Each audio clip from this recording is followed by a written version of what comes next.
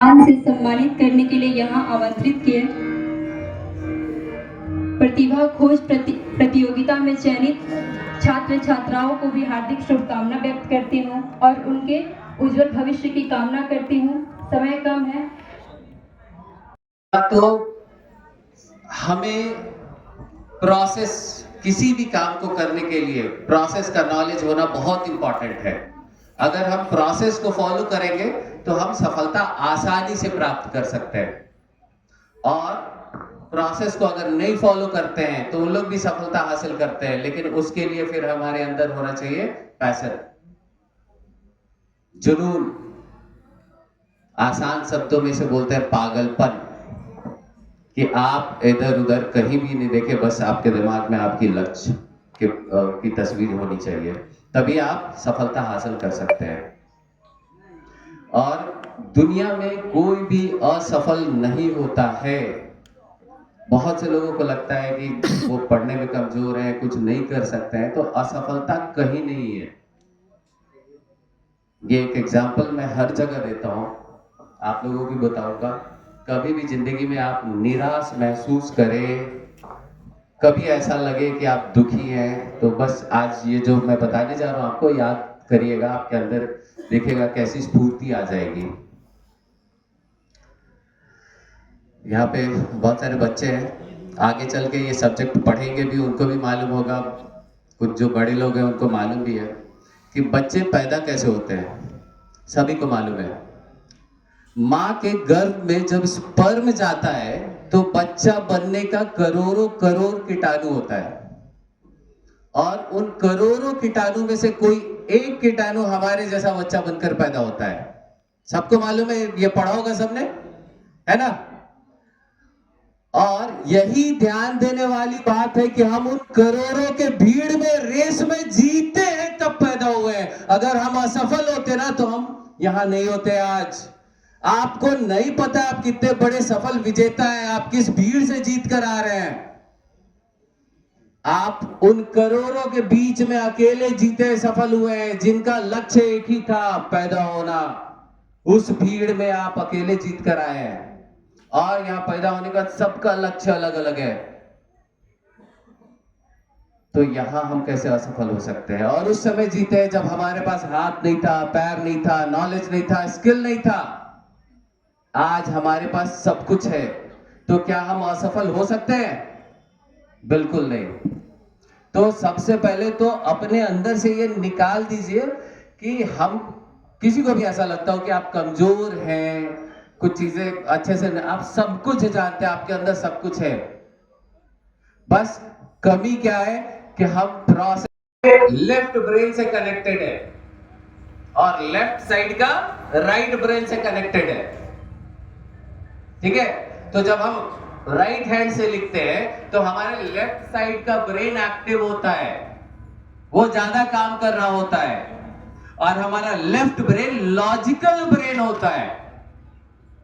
तो आप देखेंगे कि ज्यादातर लोग लॉजिक्स की दुनिया में ही जीते हैं, हर चीज में लॉजिक्स, और इमोशनल इंटेलिजेंस उनके अंदर कम होता है, इसलिए वो बहुत जल्दी स्ट्रेस में, एंजाइटी में, डिप्रेशन में आ जाते हैं। तो हमें हर रोज थोड़ी देर अपने लेफ्ट हैंड का भी इस्तेमाल करना चाहिए, जिससे कि हमारा राइट ब्रेन भी एक्टिव हो।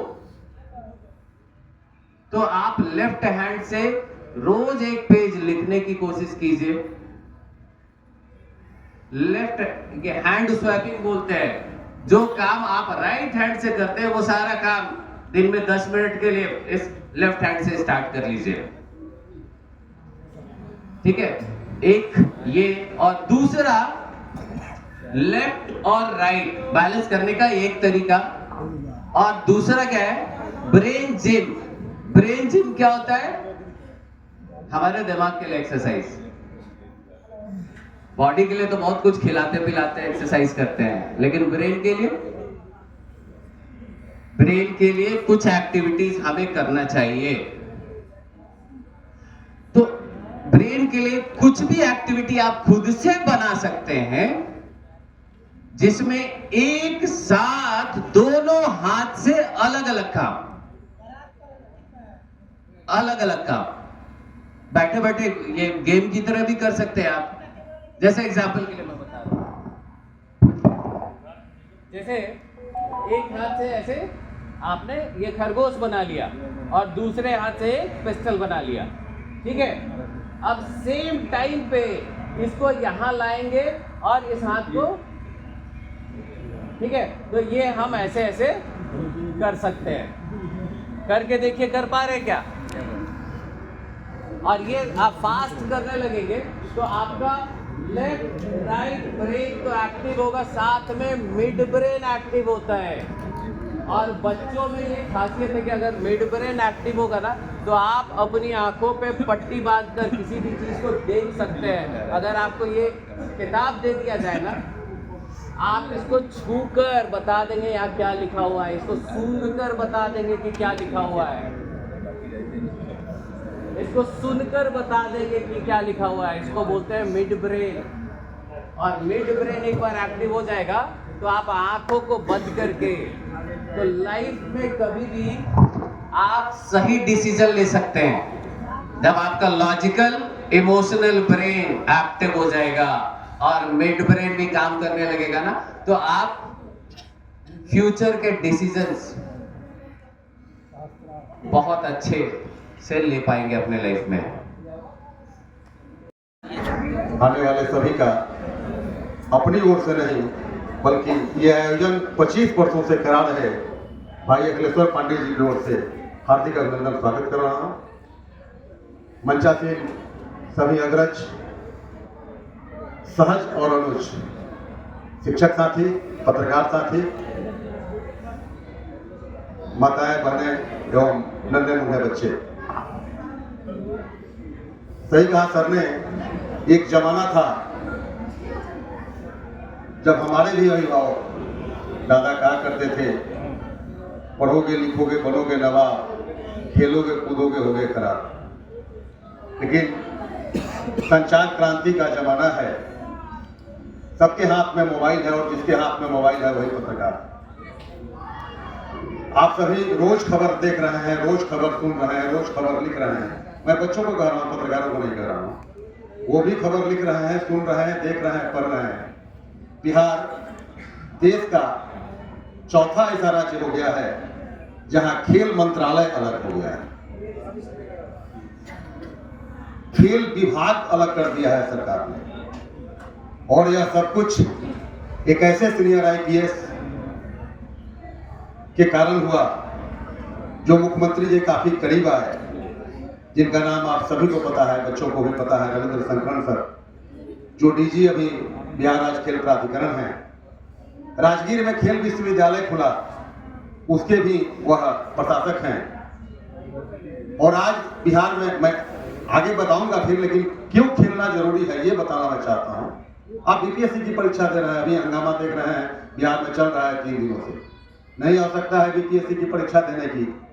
आप अगर इंटरनेशनल अंतर्राष्ट्रीय स्तर पर या आसियाई गेम में या सेफ गेम में आप मेडल लेके आते हो, डायरेक्ट SDO और DSP बनोगे।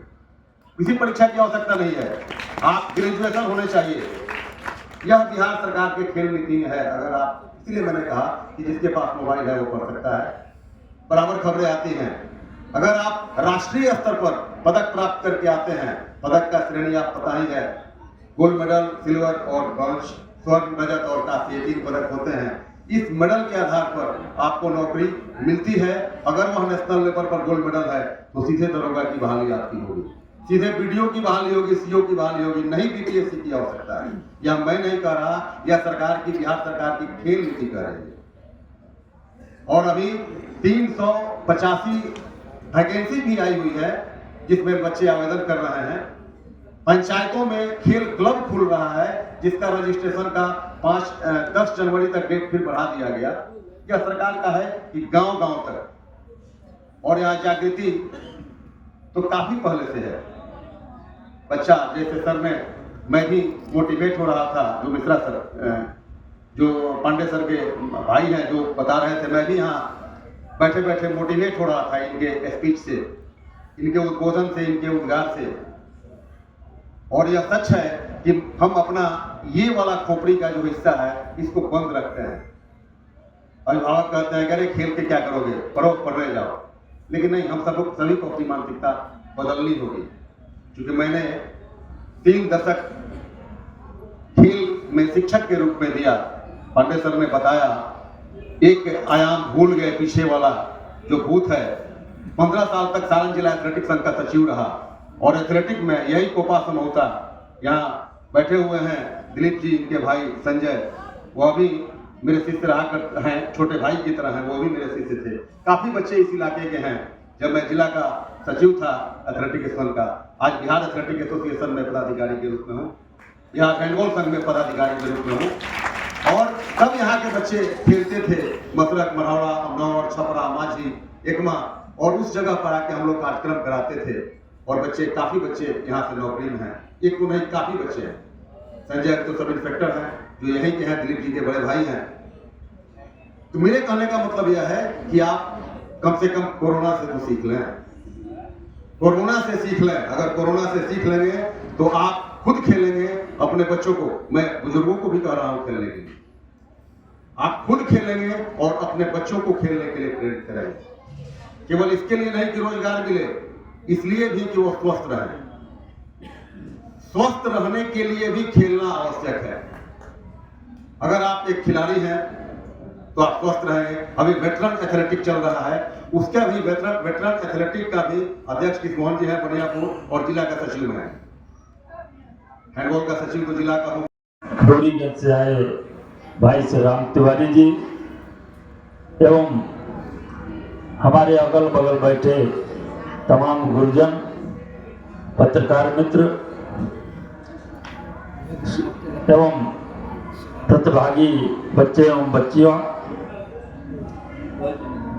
बड़ी सौभाग्य की बात है कि आप लोगों को भाई अखिलेश्वर मिश्रा जैसा एक शिक्षक मिला है जो आपको अपने मुकाम तक पहुंचाने में सेतु का काम कर रहे हैं।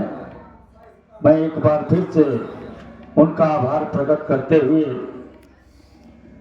यह बताना चाहता हूं कि आने वाले दिनों में तमाम शिक्षण व्यवस्था मोबाइल में सीमित होने वाली है। जो परिस्थितियां बन रही हैं, आने वाले दिनों में विद्यालयों की महत्ता कम होगी, शायद सब लोग समझ रहे हैं। ऑनलाइन क्लासेस आज चरम पर है। आपको सदैव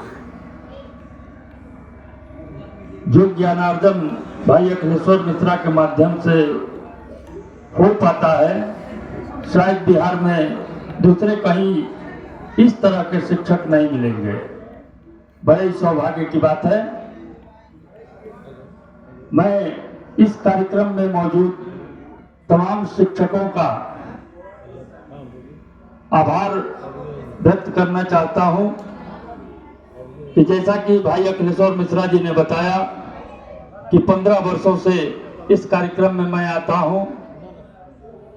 आप लोगों से जो अनुभव की सीख हमें मिलती है, उस अनुभव की सीख को लेकर मैं अक्सर साल में 2 बार देश के अलग अलग राज्यों में, कभी मुंबई, कभी गुजरात, कभी छत्तीसगढ़, अलग अलग राज्यों के शहरों में आयोजित अखिल भारतीय पत्रकार सुरक्षा समिति के कार्यक्रमों में जाता हूं, तो निश्चित तौर पर दावे के साथ कह सकता हूं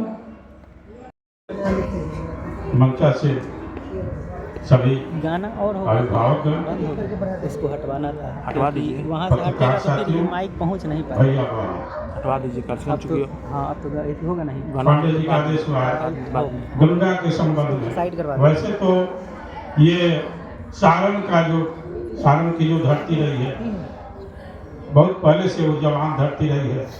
आप देखेंगे नदी किनारे, चाहे गौतम का न्याय दर्शन हो, अहिल्या का उद्धार हो, दधीची का त्याग हो, और राजा मोरध्वज की दानशीलता की बात जब हम करते हैं, और दधीची और उसके पहले भागीरथी का प्रयास। तो गंगा समग्र संघ से जुड़ा एक प्रकल्प है जो गंगा पर काम करती है और गंगा सागर से गंगोत्री तक हम लोगों का दोनों तरफ एक कार्यक्रम चल रहा है, गंगा बचाओ अभियान। उस कार्यक्रम में हम सभी की भागीदारी जरूरी है और गंगा अविरल और निर्मल तब रहेगी जब हमारे जो पूर्वजों के सरोवर थे, अगर सरोवर में पानी नहीं है तो गंगा में भी पानी नहीं रहेगा, ऐसा वैज्ञानिक बता रहे हैं। इसके लिए हम लोगों ने 15 आयाम बनाए हैं। हम लोगों ने पोखरे को, सरोवर को जल तीर्थ का नाम दिया है और जब कई वर्ष हो गए गंगा सफाई नहीं हो रही थी, बराबर सफाई होती थी और बीच में जब गंदगी आती थी तो विशेषज्ञों ने माना कि नहीं, इसकी सहायक नदियों को भी साथ देना चाहिए। तो जितने भी, क्योंकि गंगा पर काम हो रहा है और सरयुग जी से इधर कचरा आ गया, उधर गंडक से आ गया, तो कई नदियां मिली हुई हैं गंगा में, तो इस सहायक नदी पर भी हम लोगों का काम हो रहा। इसमें तालाब आयाम हम लोगों ने बनाया है, वृक्षारोपण, क्योंकि नदी किनारे अगर वृक्ष नहीं रहेंगे तो नदी में जल नहीं रहेगा।